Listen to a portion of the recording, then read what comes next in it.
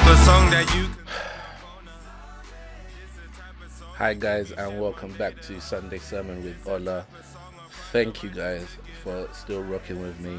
Episode 3, and we're still going. Almost didn't happen. I've been getting tired, but like I said, I want to be consistent with this. So I want to say thank you for tuning back in.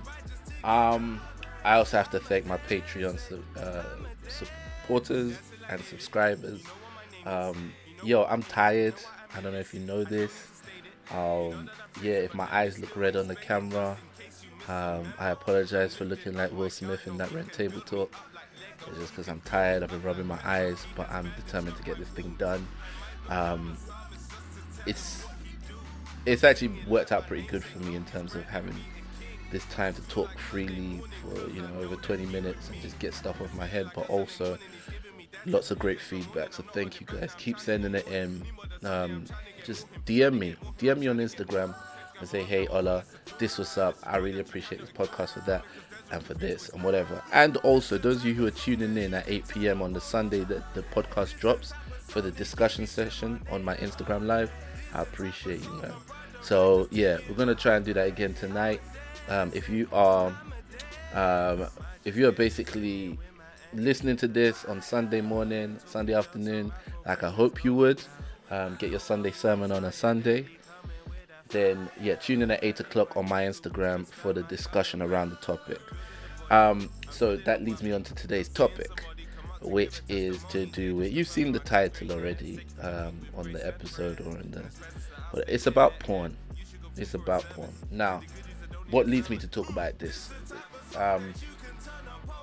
So Terry Crews has been a very polarizing figure, let's say, on the internet for, let's say, the past month or even longer than that. He's had a few moments in which he has fallen out of favor with black people on Twitter, black Twitter.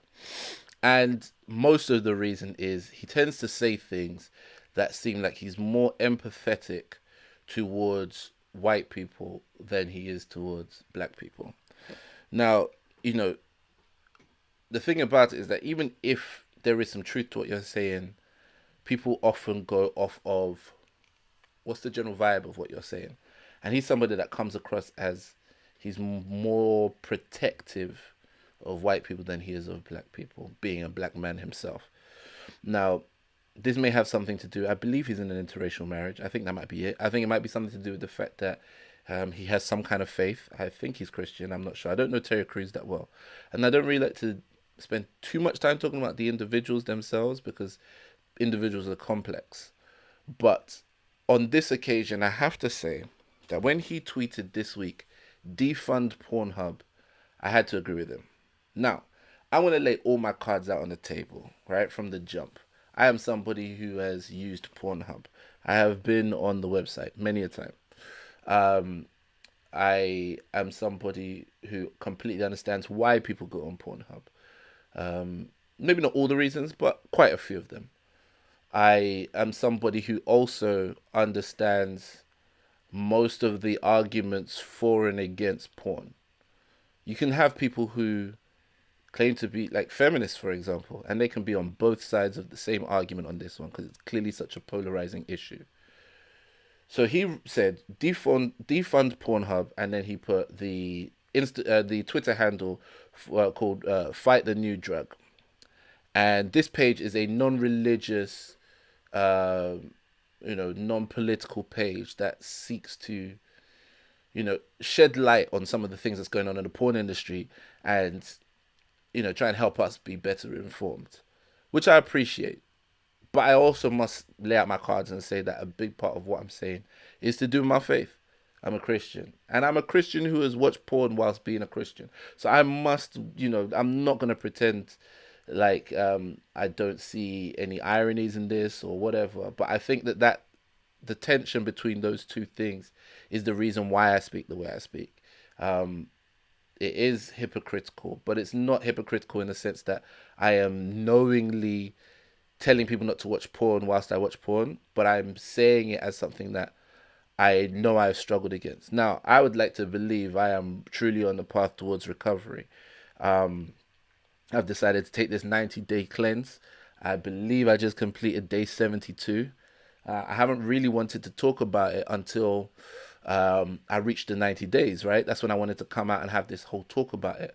And I probably will do, but the whole point is that I really felt led to talk about it this week. And I was really even asking God, like, what do I even say on the pod?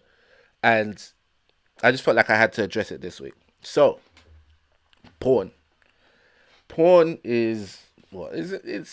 It's sexual material that it's not easy to understand it because it's not something you can describe, but it's um it was described in US legal terms as I think it was a Supreme Court justice that said you know it when you see it, right? You know porn when you see it. You can They can show you a video for sex education and biology and it's not titillating, and they can show you a woman eating cake and that could be titillating. Like porn is a very weird and dynamic thing that is hard to put your I was gonna say put your finger on, but everything's gonna sound like an innuendo on this podcast.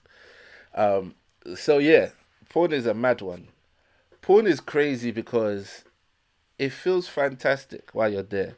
But if you're honest and you really are honest with yourself, you know that like afterwards it feels like trash. It feels like trash. That's the first thing I want to say. And the thing is, the longer you keep going, it stops feeling like trash. And so you start to think, oh, well, I just had to get that out of my system. Now we can get back to all this great porn viewing. But I submit to you that that's quite a dangerous place to find yourself. To the point where you become so desensitized to it that you no longer feel like trash afterwards. It feels good because you feel like you've gotten over that feeling of trash. But I think it's also a part of you that's starting to normalize it to the extent that your brain is really going past a point of no return. You know, like porn is something that there's a lot of shame attached to it. And so we think, okay, we just need to remove the shame and then porn is fine. But porn has some real problems as well. And the thing is, the way in which previous generations have gone about dealing with it is just to go by the shame route, which I don't think works. But I don't think that makes it okay because they went about it the wrong way. I just think we need a realistic and human and loving and graceful approach to it. That's all. When it comes to, there used to be times where, like, as soon as the scene finishes and your screen goes black, and because it's black, you catch your reflection in your own laptop screen. You just look at yourself like, yo, what am I doing with my life right now? Like in the run up to the porn video, everything seems like a good idea. As soon as you finish watching it, you're like, I'd get this away from me. You get that post nut clarity, and it's like, yo, I need to get my stuff together. I need to get back on LinkedIn. I need to go speak to a careers advisor. I should probably go sweep under my wardrobe. That's not been swept for a while. I need to go clean the grouting between my bathtub and the tiles. Like, you start figuring out everything you're supposed to do in life, except the one thing you realize you're not supposed to be doing is sitting here, masturbating and watching other people have sex. The thing about masturbation is that I don't think it's just a sexual thing. I think it's a concept. I think it's the concept of getting all the pleasure of something without putting in the work or being productive. And if you then extend that to the way in which most of our lives are, you realize most of our lives is masturbation in this world today.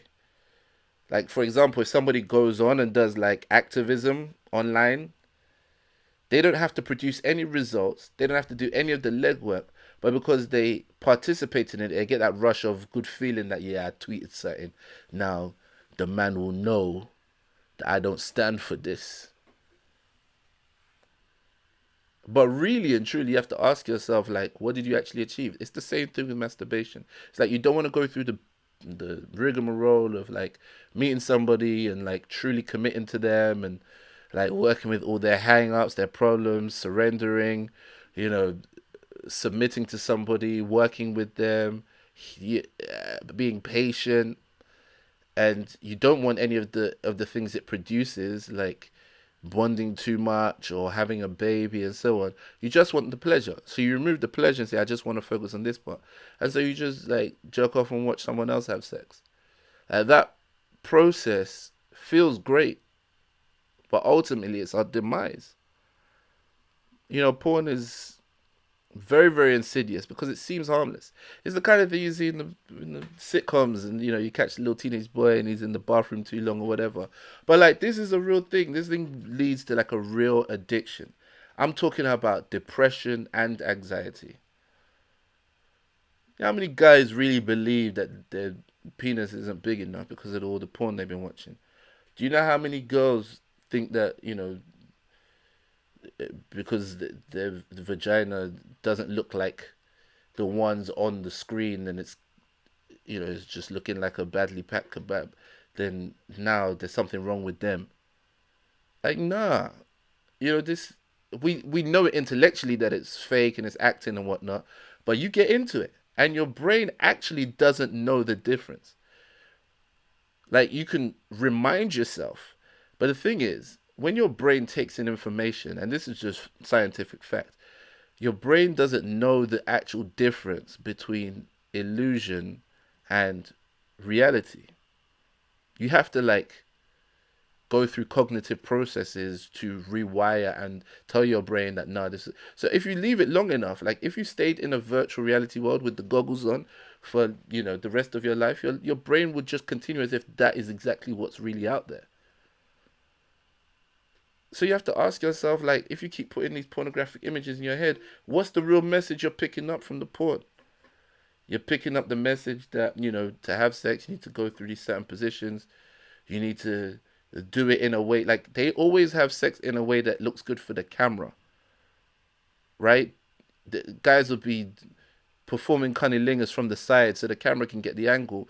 But really and truly, in real life, a woman want you to be doing it from the side like that, like someone else is watching. You need to be engaged with her as a human being. You're not in a performance. That's one of the main things porn does. Porn makes you believe that sex is a performance. That's why we have the whole concept of like, I don't want a minute, man. Like we would, it's wild that we were kids who were going, break me off, show me what you got, cause I don't want. Like, that's wild that we already got that concept from teenage years. If you're my age or younger or slightly older and you heard that Missy Elliott song growing up, like you don't even realize how that concept has got into your head. The idea that you believe sex is supposed to like go on for a specific amount of time, and a man's worth is attached to like how long he can last and blah blah blah. These are all concepts that we picked up that really porn has sold to us.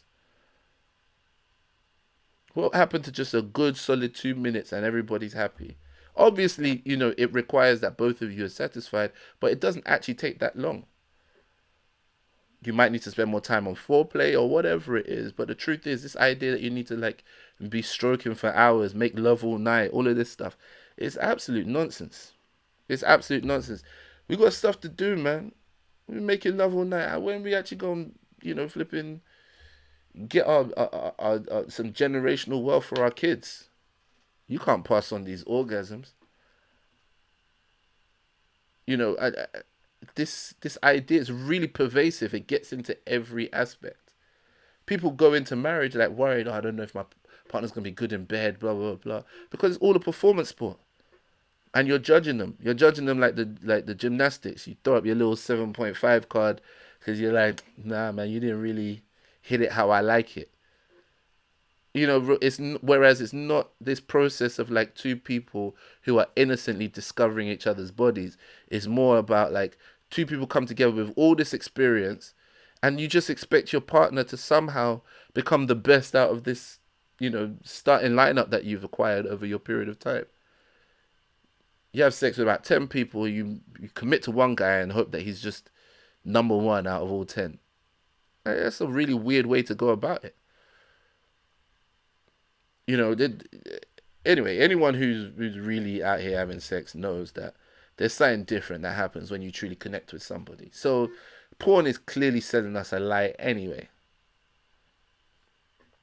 Anyway, porn is a wild topic that I still have stories about porn in my life that I might share with you one day. I don't know. I don't know how deep or how transparent or open I should be with you guys. Um, but I can honestly say that porn is steals your joy, man.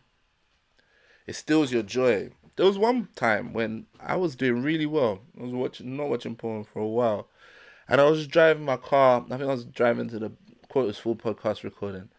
Oh no, it was a different podcast. It's All I Do Is Fail. That's what the name of the podcast is, because I spoke about porn on the podcast. And it just hit me this moment. Like the sun was shining, breeze was blowing through the car, and I was like, this feels good. Simple pleasures. But it's like when you're watching porn, you're rushing your brain with so much dopamine that you can't enjoy simple things anymore. And that's the reason why it always has to escalate. Certain men start off, they just want to watch porn.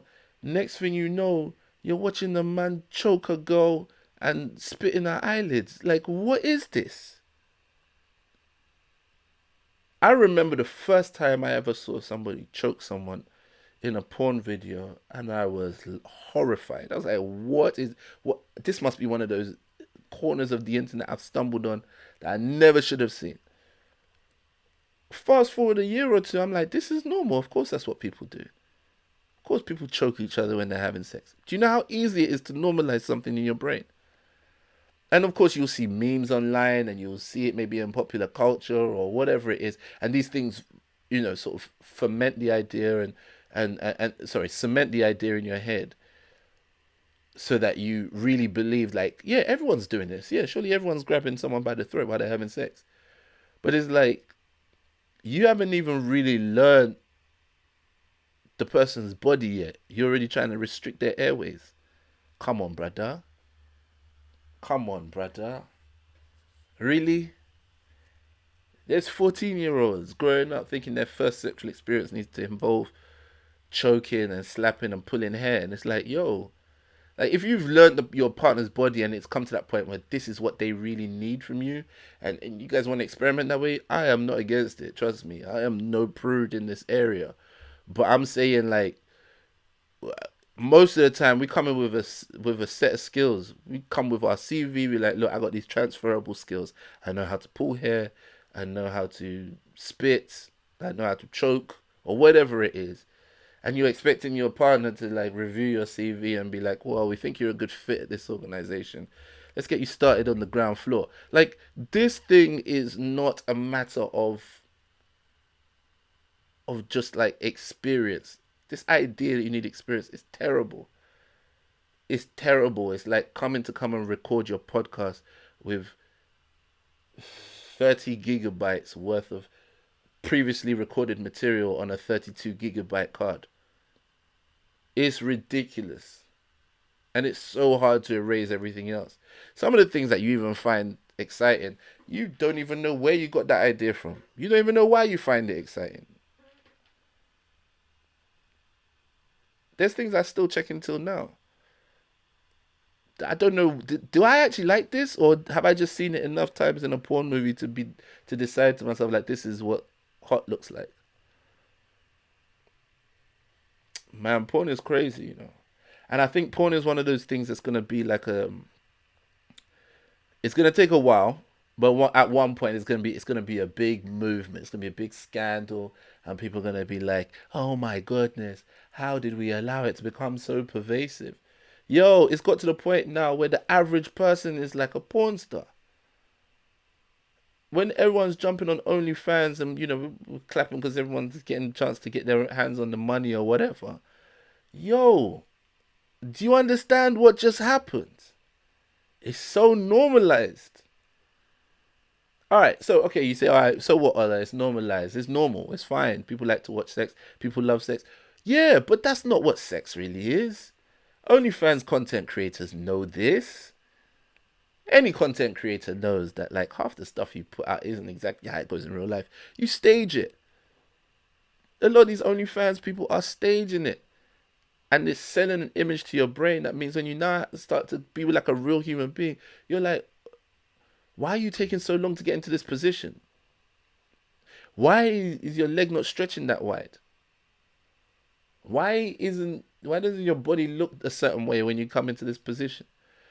Because you're looking at a bunch of camera ready images and you're trying to relive them. That's all it is. Look, I might be lying. I might be lying. I might be just so hell bent on being a Christian who tries to stop you from watching porn. But you need to ask yourself this: are you like when you don't watch porn for a while? How do you find that it affects your ability to connect with a real human being? And when you have been watching it for a while, how does it affect your ability? Because I know for a fact, like I have less patience with people when I am like steady in that porn life. And the thing is, you can like not watch porn for a while and you still be irritated with people. You'd be like, I need to get back on that porn, really. But you know that real talk, it's only because your brain is still craving it. Once you start to break out of the cycle, you start to really, really calm down over a bunch of things. You know why? Because you're able to deal with more normal pace of life. Life can't be as exciting as porn movies. If you married to somebody as well, like how is your one partner ever going to satisfy you if you have a library of women that you can check out any moment? You got the Latino one and the white one and the black one and the black, half Latino one, the half black, half white one. You got the one that's tall, the one that's short, the one that's thick, the one that's thin. You know, all of this variety. And then you want to have a healthy marriage? Of course it's not going to happen. You're going to be so disappointed in your wife. You're going to be looking at like, oh, you got the same thighs from yesterday? That's a damn shame. Yo, do you know how many times I've seen people joke about the fact that when you're really in that porn life, like you can spend 3 hours and have 632 tabs open trying to find that perfect scene. Do you know what that is? That's your brain becoming more and more desensitized to the point where you need to literally see the right sequence of stuff. You need to basically direct your own porn movie using other people's clips because you need to see a certain thing in a certain order. It's like I'm not gonna really get there until I see someone do A whilst holding B and slapping C. It's like, yo, your brain is really, really getting messed up right now. All the scientific research keeps showing exactly what porn does to the brain. Absolutely destroys it from the inside out. Guys, yo, I'm definitely very tired because I forgot to delete stuff off the camera. You know that thing I said earlier on? I don't know if this got recorded, but you know what I said earlier on about trying to use a 32 gigabyte memory card with 30 gig of stuff already saved on it. That's literally what I just did right now with the camera. It's almost like the Holy Spirit was trying to warn me, yo, you didn't clear out the camera first. So yeah, this thing got cut off at some point, and I don't even know when. But yo, the main message here is that porn is not innocuous, and if you stay subscribed to my channel, yeah, I might drop some stories from time to time, so you know some of my porn mishaps and so on. But really, the whole point is not just to do kakaka about porn. It's for us to realize and for somebody to get free. If somebody really wants to break away from porn, hit me up. Hit me up, and I'll tell you everything I know because I would like to see other people free from this, man. It ruins marriages. It ruins lives. It ruins brains. It ruins, even saying brains sounds weird. It ruins like your real opportunities to live a happy and healthy full life. It's not really something to be played around with. Porn is actually quite dangerous. I can't keep stressing it enough. I'm sounding a bit like a broken record right now. But here's the other thing as well. With the Twitter handle that Terry Crews included, um, it's called Fight the New Drug. And one of the things that they post about on their page is how much Pornhub is benefiting from sex trafficking. It's crazy how much sex trafficking is still around today. But one thing I have to be honest with you about is that when I first heard about that, it wasn't enough to stop me. It wasn't enough. I was just like, yo, well, the stuff I'm watching, they seem very into it, so that's not my porn. That's for the people watching all that other weird porn. But, you listen to some of these stories and you're like, yo, these women are coming from a weird place. And what they don't need right now is somebody to sell them on the idea of porn. What they need is help. But you don't have that compassion sometimes when you're watching porn because you're just thinking about getting your fix. But you can't ignore it. So when he says defund Pornhub, it seems like how can you defund something that's free? I'll tell you why it's free is because the business model they're running is about getting you hooked. Because eventually they'll get you to get into a paid subscribe model. Now they have a premium model on Pornhub, then they'll be advertising all these other subscription sites. The same company that owns Pornhub owns a bunch of subscription sites as well. So it's just a great big funnel. It's a huge funnel in which they get everybody at Pornhub because it's free, to give you the tasters until they get you hooked enough to the point where you're willing to hand over money. I also saw another clip this week from a dude saying, how he got addicted to the live cams and he was tipping all these girls and spending all his money on it. And I thought he was very brave and I really respected him. And I was like, yo, this is real. He came out and is very accountable about where he found himself in terms of his addiction and how his girlfriend helped him out.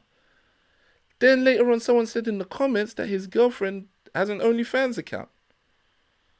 And even if you see her Instagram, like, it's highly sexually suggestive. So, of course, my guy's locked in the world. Guys, I'm having an absolute nightmare recording this episode. Now the battery just died on me. Ah, man. Whew. I'm just going to wrap this up. I'm just going to say, look, try it. Try quitting porn for a bit. If you're not addicted, then it doesn't hold you. So you can try quitting it for a bit. Tell me how it affects your life. And be honest with me. Like, give me some real feedback. I can tell you, for me, it makes my life better. And if you are addicted to it, then by all means, if you want to be free from that, hit me up. Hit me up. I've come out here, I've gone first. I told you exactly where I'm coming from. If this is something that you deal with, hit me up. I'm more than likely push you to some resources or, share some experiences with you.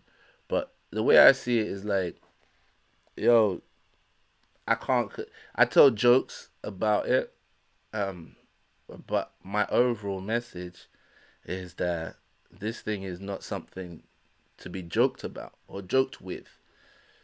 It's up for material. It's up for a subject you can write about. But like the overall message is that this thing is not to be taken lightly. If you look on my page, I've got a joke about porn, about watching this porn scene, and even previously I've had another joke about porn scene and whatnot. I even got bottled once over a joke about porn. In fact, maybe that's the reason why this episode's so hard to record. I don't know if the Holy Spirit's trying to hold me back or the devil's trying to stop me. But either way, like, I've spoken about it at many points during my career, and it's something that I really, really, really would like to see more people free from. And also because just not enough people talk about it in a real and authentic way. No one's really honest about it. Even the people that like feel like they're proud to watch porn, they don't tell you really like exactly what it's like for them. Sometimes you're just watching porn because that's the only way you can get to sleep. Your brain has become so deep in the habit that like, yo, you're not really gonna get to sleep until you wax one off. That's wild. I want you to be free from that. So hit me up. And if this was just really not your episode, I don't really apologize, but I understand. Because, like if this ain't really your thing, to sit down for, however long this podcast is and hear someone talk about porn might be like, oh my goodness, what's this about? But trust me, if it's not you, someone is going through this. And there's a lot of women who think that they're in a better off situation because they don't watch their porn visually. But if you read your porn, you're in the exact same position. If you just look at still images, you're still in the exact same position. There's no hierarchy here. You're like, oh, I only do softcore. Nah, you're still in the same position.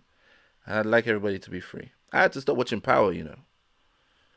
There was one time I was watching Power, and my mum came into the house, and me and my wife were watching Power. And as she was walking up the stairs, because she came in with my sister who had the key to our place. Power just cut from like shooting someone straight to like a threesome. The cut was mad. We had to jump up. I had to go meet her on the stairs to go and slow her down. My wife was frantically changing the channel. And that's just like a regular TV show. You telling me this thing ain't normalized? Anyway, a lot of people out here judging other people and whatnot. You got your own stuff in the closet. And there's a lot of people of all different cultures and so on. All these repressed cultures, all these ones that try to pretend they're all well behaved in public, they're watching the most porn, bruv. All that puritanical culture, they're watching the most. Nigerians are watching hella porn. Indians are watching hella porn. All these ones that say, oh, you can't disgrace your family and so on, they go and do their madness on porn sites. Free yourself.